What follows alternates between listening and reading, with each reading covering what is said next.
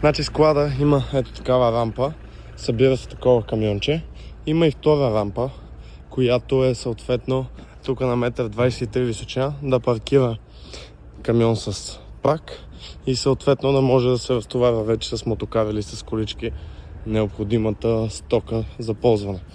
Самият склад е ето тези три крила, тук където пише 8, това и това, чак там до 9-та врата. Склада вътре е почти 200 квадрата, 6 метра височина.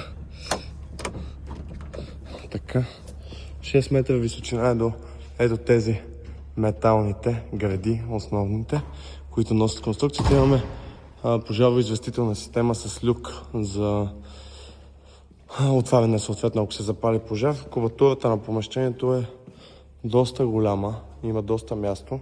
Вратата е 3 на 3, като има и пешеходна врата, като видяхте. 2 метра висока, 1 метър широка.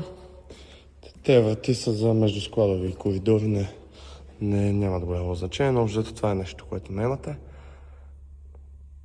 И прочетете описанието на самата обява, там ще видите повече информация.